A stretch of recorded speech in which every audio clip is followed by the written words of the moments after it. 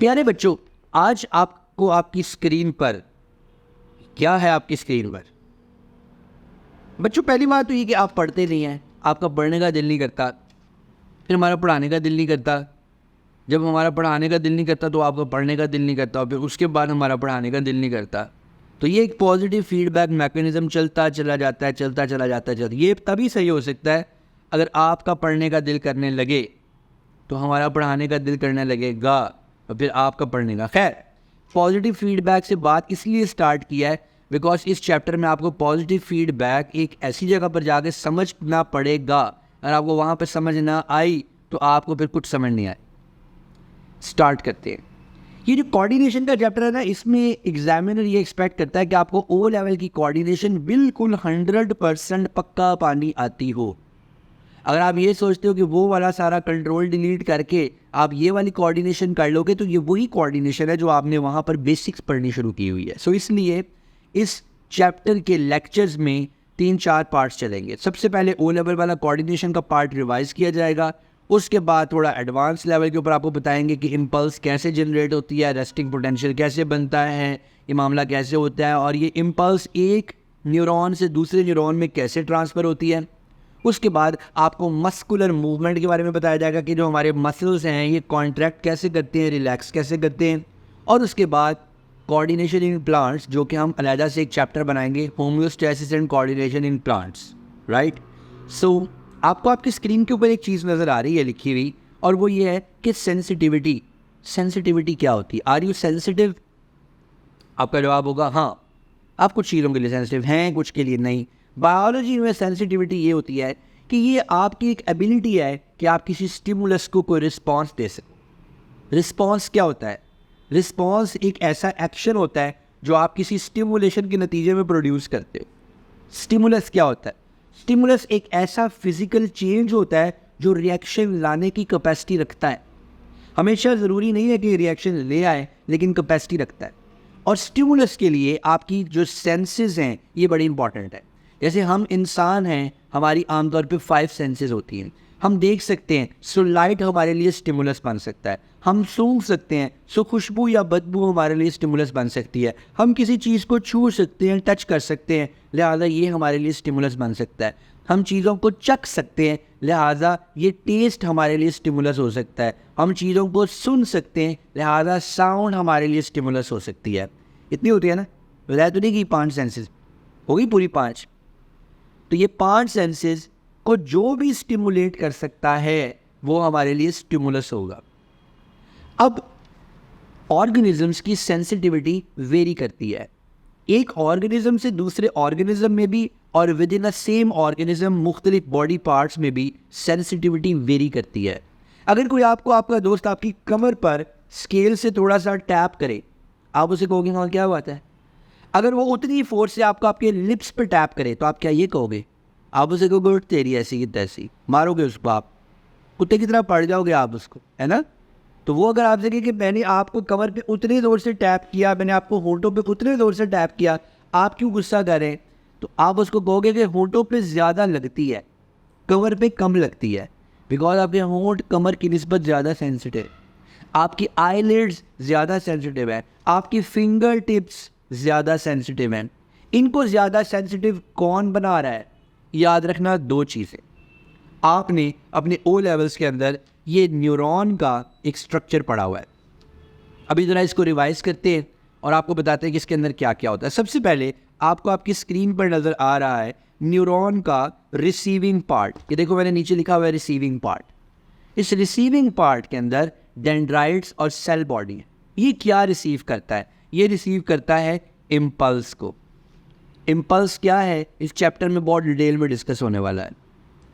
Neuron के start में आपको ये जो छोटी छोटी ब्रांच लाइक चीज़ें नज़र आ रही हैं, स्पाइडर वेब की जैसी जो चीज़ें नज़र आ रही हैं, ये कहलाती हैं डेंड्राइट्स। इनको ओपन एंडेड नर्व्स भी कहा जाता है, इनको फ्री नर्व्स भी कहा जाता है, डेंड्राइट्स। इन डेंड्राइट्स की डिस्ट्रीब्यूशन बहुत ही इम्पॉर्टेंट है। आपके जिस बॉडी पार्ट में ये डेंड्राइट्स ज़्यादा होते हैं, ज़्यादा प्लेस्ड होते हैं, वो बॉडी पार्ट की सेंसरी रिसेप्शन ज़्यादा होती है। यानी आपने ठीक गेस किया, आपके होंठों में डेंड्राइट्स ज़्यादा हैं, आपकी फिंगर टिप्स पे डेंड्राइट ज़्यादा है, आपके जेनिटेलिया में रिप्रोडक्टिव ऑर्गन्स के आसपास डेंड्राइट ज़्यादा है, लेकिन आपकी कमर में, आपकी थाइज में, आपके बाजू में जहाँ पर आपको टैप करो तो आपको ज़्यादा पेन नहीं होता, वहाँ पर ये डेंड्राइट्स कम है। डेंड्राइट्स के बाद आपके पास जो सेल बॉडी है बेटे, इस सेल बॉडी के अंदर आपके पास काफ़ी सारे माइटोकॉन्ड्रिया होते हैं। और अब आप लोग पापी हो चुके हो, आपको पता चल चुका हुआ है कि जहाँ पर हमने ये बोल दिया ना कि माइटोकॉन्ड्रिया, तो इसका मतलब है एटीपी, इसका मतलब है एनर्जी, इसका मतलब है ऑक्सीजन, ये वो लिटरम बटरम सारी कहानी आपको याद है। इसके पास काफ़ी सारे माइटोकॉन्ड्रिया होते हैं और माइटोकॉन्ड्रिया के साथ साथ इसके पास एक और चीज़ होती है जिसको कि हम बोलते हैं रफ एंडोप्लाज्मिक रेटिक्यूलम, क्योंकि इसको काफ़ी सारी प्रोटीन प्रोडक्शन करनी पड़ती है। याद रखना, न्यूरॉन कुछ ऐसे सेल्स में से एक सेल है जो रेस्टिंग फेज पर भी बहुत ज़्यादा एनर्जी यूटिलाइज कर रहे होते हैं। They are quite energy consuming cells of your body. अच्छा, अब देखो यहाँ पर आगे आपको न्यूक्लियस नज़र आ रहा है और न्यूक्लियस के अंदर आप जानते हो, बच्चा गली का बच्चा जानता है कि न्यूक्लियस के अंदर क्या होता है। न्यूक्लियस के अंदर न्यूक्लियर मटेरियल्स होते हैं, इसके अंदर डीएनए होता है, इसके अंदर आरएनए होता है, इसके अंदर राइबोसोम्स होते हैं, इसके अंदर हिस्टोन प्रोटीन्स होती हैं, राइट। अब यहाँ पर आगे देखो, आपको इस न्यूरॉन में एक सेंटर में एक लाइन नज़र आ रही है और ये जो सेंट्रल लाइन है इसको मैं ब्लू कलर से हाईलाइट करने वाला हूँ। इसको बोलते हैं एक्सॉन, इसको बोलते हैं axon. So this is your axon. इस एक्सॉन के बाहर आपको ये ग्रीन कलर की माइलिन शीथ नज़र आएगी। This is called myelin sheath. ये माइलिन शीथ इंसुलेशन प्रोवाइड करती है। ये माइलिन शीथ इंसुलेशन प्रोवाइड करती है। किस चीज़ से इंसुलेशन प्रोवाइड करती है? जो आपका चार्ज यानी इम्पल्स आपके एक्सॉन के अंदर से गुजरना है वो लीक ना हो जाए, वो ज़ाया ना हो जाए, उसकी इंसुलेशन ये माइलिन शीथ देती है। अगर मैं आपको इस माइलिन शीथ का कट सेक्शन दिखाऊं, अगर मैं आपको यहाँ से ये माइलिन शीथ काट के दिखाऊं तो आपको ये कुछ यूँ नज़र आएगी प्यारे बच्चों, लाइक दिस। ये जो बिल्कुल सेंटर में आपको पार्ट नज़र आ रहा है, दिस इज़ योर एक्सॉन। ये जो बिल्कुल सेंटर में है ये क्या है? एक्सॉन। और एक्सॉन को ये जो ग्रीन कलर से मैंने बनाया है, ये ग्रीन कलर से जो सेल सराउंड कर रहा है इसको बोलते हैं श्वान सेल। श्वान सेल का आपने छोटे बच्चों के फुट देखे हैं? फुट कह रहा हूँ, स्केल्स, जिनको वो ऐसे अपनी कलाई पे ऐसे मारते हैं ठा करके और वो गोल सा वो बन जाता है। घड़ियाँ भी होती हैं उनकी, ऐसे करके मारते हैं ठा और वो ऐसे घड़ी बन जाती है, ठीक है। ये बिल्कुल उस तरह से ठा करके आपका जो एक्सॉन है उसके एक्सॉन को ऐसे ऐसे करके सराउंड कर रहा होता है। क्या कर रहा होता है? सराउंड कर रहा होता है और ये उसको इंसुलेट कर रहा होता है। हम इसको लोकल लैंग्वेज में इंसुलेशन बोलते हैं और ज़रा अच्छी वाली इंग्लिश में हम इसको इंसुलेशन बोलते हैं, ठीक है। अच्छा, दरमियान में ये जो आपको जगह जगह कट्स नज़र आ रहे हैं, ये जो आपको जगह जगह कट्स नज़र आ रहे हैं, इनको बोलते हैं nodes of Ranvier. Nodes of Ranvier, ये नोड्स ऑफ रेनवियर हैं, नोड्स ऑफ रेनवियर। अभी सब पता चलेगा कि इनका क्या काम होता है, इनका क्या मकसद होता है। और एट द एंड प्यारे बच्चों, आपके पास यहाँ पर आपको नज़र आ रहे हैं एक्सॉन टर्मिनल। ये एक्सॉन टर्मिनल किसी और न्यूरॉन के साथ भी कनेक्ट कर सकते हैं। ये जो एक्सॉन टर्मिनल है ये किसी और न्यूरॉन के साथ भी कनेक्ट कर सकते हैं। अगर ये किसी और न्यूरॉन के साथ कनेक्ट करेंगे तो ये वाला पार्ट कहलाएगा synapse. So wherever these axon terminals are going to join with another axon, so जहाँ पर जिस जगह पर भी these axon terminals are going to join with another neuron, that point is going to be called synapse. Synapse. You might have heard about synapse. It is a place, it's a beautiful junction between two neurons. And you know, sensory neuron connects with the intermediate neuron via synapse, and an intermediate neuron connects with a motor neuron via synapse. But ये connection हमेशा ऐसा नहीं रहता. At the end of this whole journey, आपके जो motor neurons हैं, they need to connect with some muscle or a gland. So these axon terminals, when they connect with a muscle or a gland, then we call it a neuromuscular junction. It's a junction between a neuron and a muscle. So this name explains itself like it's a neuromuscular junction. Let me write it for you. neuromuscular junction. In some books, you might see a word motor end plate. So at this level, we are not going to go into the detail of the differences between a motor end plate and a neuromuscular junction. But आप ये ध्यान में रखो कि जहाँ motor neuron किसी effector organ के साथ कनेक्ट कर रहा है, या वो कोई ग्लैंड हो सकता है which is going to produce some secretions, या वो कोई मसल हो सकता है जिसका एक ही काम है कि it's going to contract, right. So this was all about the structure of neuron. आपने अपने ओ लेवल्स और ए लेवल्स के अंदर डिफरेंस ये देखा. इन योर ओ लेवल्स सिर्फ आपको यही बताया गया था कि आपके पास न्यूरॉन है, उसमें एक एक्सॉन है, there is an axon terminal end there is a receiving end. But now you know about nodes of Ranvier, now you know about myelin sheath, you know about Schwann cells, you know about the cell body, you know about the presence of mitochondria and endoplasmic reticulum in the cell body, and you know about the neuromuscular junction at synapse, right? Now again, going back to your O-levels concepts, there are three types of neurons. The ones, sensory neurons, these are the ones which are responsible for carrying the impulse from a receptor organ to central nervous system. So here, what is the central nervous system? Central nervous system consists of two things. One is your brain, and the second one is the extension of your brain. I always call it extension of the brain. I don't know why, but this is conceptually 100% correct. देखो, आपका brain, it is situated at the top of your body. अब अगर आपका कोई neuron है जो कि आपके पाँव की छोटी उंगली से चलता है और आपके ब्रेन तक आता है, तो it's a long long way. So कुदरत ने उसके इस जर्नी को शॉर्ट करने के लिए ब्रेन के साथ एक ब्रेन की एक्सटेंशन लगा दी है. ये जो आपको आपकी स्क्रीन पर नज़र आ रही है, this extension, this is your brain and this is the extension of your brain, right, which is your spinal cord.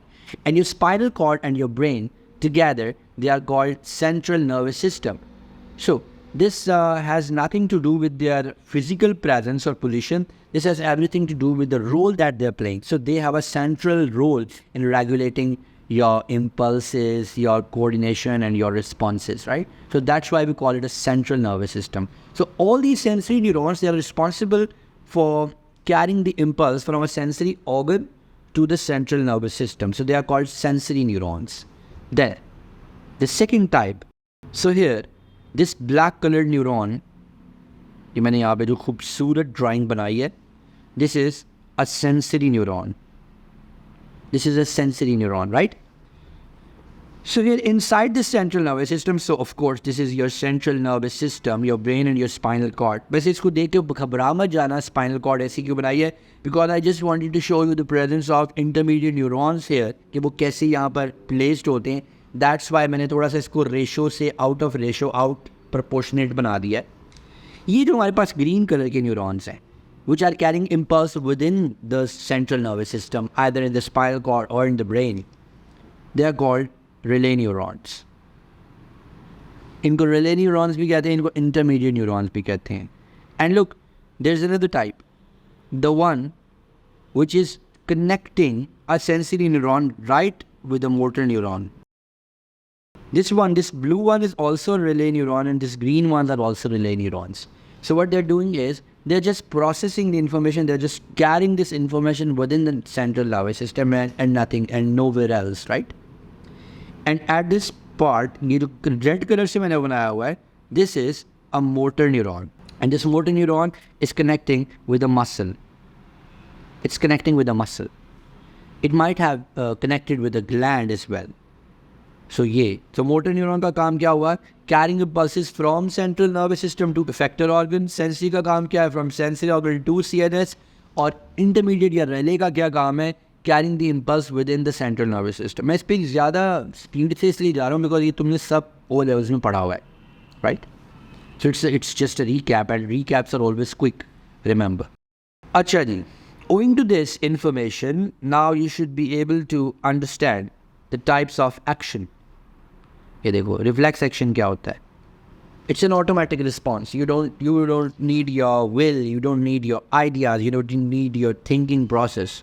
You don't process the information, that's an automatic response. आपने किसी गर्म चीज़ को हाथ लगाया, आपने एकदम हाथ पीछे कर लिया और तेरी ऐसे की तरह, आपका हाथ तो नहीं जला, आपने पीछे कर लिया। This is a reflex response. आपने बटन ऑन किया, करंट आ रहा था, आपने एकदम अपना हाथ पीछे कर लिया, आपको करंट तो नहीं पड़ा, that was reflex. So in the reflex action आपका ब्रेन यूज़ हुआ नहीं, आपकी विल यूज़ हुई नहीं, स्पाइनल कॉर्ड यूज़ हुई, बिकॉज ये सारे का सारा जो धंधा था, ये गड़बड़ घोटाला सारा यहाँ हुआ। सो ये ज़रा मेरे जो येलो मार्किंग चलेगी, ये मेरी येलो मार्किंग को फॉलो करना। मैं भी शो करूँगा कि रिफ्लेक्स सेक्शन में आपकी जो येलो मार्क है, ये इम्पल्स ही कैसे मूव करता है। सेंसरी से आया, इस इंटर से घूमा और मोटर से नीचे, लुक, ब्रेन में नहीं गया, ब्रेन में नहीं गया, right. So this was the reflex action. और बाय द वे मैं अभी अब तुम्हें रिफ्लेक्स आर्क के बारे में बताऊंगा, रिफ्लेक्स आर्क क्या होती है। अभी भी वॉलंटरी एक्शन तो बहुत ही आसान है, आपने सोचा, आपने किया, इसमें आपका दिमाग भी यूज़ हुआ, इसमें आपकी इच्छा भी यूज़ हुई, इसमें आपकी विल भी यूज़, इसमें तमन्ना भी यूज़ हुई, इसके अंदर आपकी जितनी भी चीज़ें हैं वो सारी की सारी यूज़ हुई, स्पाइनल कॉर्ड भी यूज़ हुई, उसके स्पाइनल कॉर्ड तो यूज़ होनी ही होनी है, बिकॉज एवरीथिंग, ये जितनी भी चीज़ें हैं, ये जितना इम्पल्स है, स्पाइनल कॉर्ड से गुजर के या ब्रेन में जाना या डायरेक्टली आपके न्यूरॉन को ट्रांसफर हो जाना है। जज्बाती हो जाता पढ़ाते पढ़। So at your screen you can see the reflex arc. In this reflex arc what you need to remember is, number 1, there is a stimulus, और ये स्टिमुलस का है आपके सेंसरी ऑर्गन पे है। So first thing that you need to remember in your reflex arc is your receptor. Number 2, second thing is your sensory neuron. First thing is receptor, second thing is sensory neuron, and third thing is an intermediate neuron. Here it is. Yeah. So this intermediate neuron is in your integration center, that is your spinal cord. Then you have a motor neuron and then you have an effector. ये 5 चीज़ें आपको याद रखनी है। Receptor, Number 2, sensory neuron. Number 3, intermediate neuron. Number 4, motor neuron. And number 5, an effector. एक छोटा सा नन्ना मुन्ना सा effector. So this is reflex arc. In our next class, we're going to talk about the endocrine system, hormones, and a comparison of a nervous and an endocrine system. And then we will move towards the actual hardcore A-level concepts. The production of a nerve impulse, resting potential, action potential, and we will discuss that very important graph as well, जिस पे बहुत सारे questions तुम लोगों को A levels में पूछे जाते हैं. Stay with us, stay with Slate.